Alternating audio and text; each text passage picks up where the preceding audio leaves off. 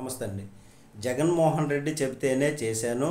మద్యం గురించి అన్ని విషయాలు కూడా కూలంకుషంగా జగన్మోహన్ రెడ్డికి తెలుసు అని శ్రీధర్ రెడ్డి వాంగ్మూలం ఇచ్చారన్నది ఇక్కడ ప్రధాన అంశమైనటువంటి చర్చ. వైసీపీ హయాంలో వేల కోట్ల కుంభకోణం మద్యంలో జరిగింది. ఈ కుంభకోణానికి పాల్పడిన సిండికేట్లు ఆనాటి ముఖ్యమంత్రి జగన్మోహన్ రెడ్డి ప్రధాన భాగస్వాములని సిట్టు దర్యాప్తులో తేలింది. నంద్యాలలో ఎస్పీవై ఆగ్రో ఇండస్ట్రీస్ వ్యాపార పునరుద్ధరణ అభివృద్ధి కోసం ఆ సంస్థకు అరబిందో గ్రూప్ ద్వారా 45 కోట్ల రుణం ఇప్పించింది జగనేనని వెల్లడైంది.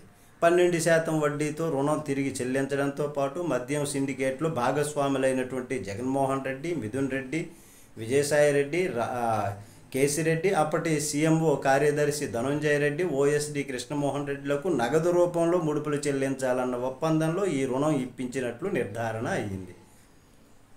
అరబిందో గ్రూప్కి ఆ అప్పు తిరిగి చెల్లించేందుకు ఎస్పీవై ఆగ్రో ఇండస్ట్రీస్ ఖాతా నుంచి డికార్డ్ లాజిస్టిక్స్, సన్హోక్ లాజిస్టిక్స్ ఖాతా నుంచి ప్రతి నెల ₹1 కోటి చొప్పున రూటింగ్ చేసినట్లు స్పష్టమైంది.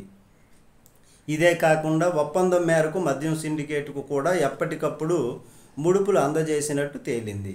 మద్యం కుంభకోణం కేసులో 6వ నిందితుడిగా ఉన్నటువంటి ఎస్పీవై ఆగ్రో ఇండస్ట్రీస్ నాటి డైరెక్టరు సజ్జల శ్రీధర్ రెడ్డిని తమ విచారణలో విషయాలను వెల్లడించారని సిట్టు చెప్పింది.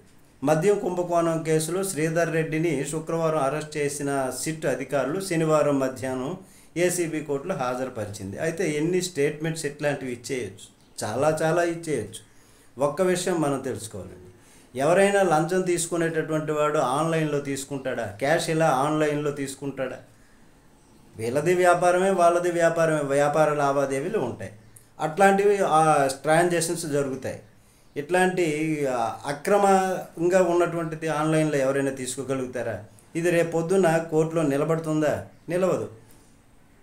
ఇప్పటిదాకా చెప్పేదేంటి? వీళ్ళు క్యాష్ కట్టలుగా తీసుకొని వాటిని రూటింగ్ చేసేశారు, వేరే దేశాలకు పంపించేశారు అని.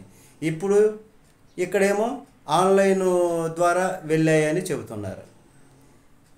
అవతల ఆయన అప్పు ఇచ్చాడు, అప్పు ఒక ఆయన తీసుకున్నాడు, అరబిందో దగ్గర అప్పుగా తీసుకునే దాన్ని తిరిగి చెల్లిస్తున్నాడు.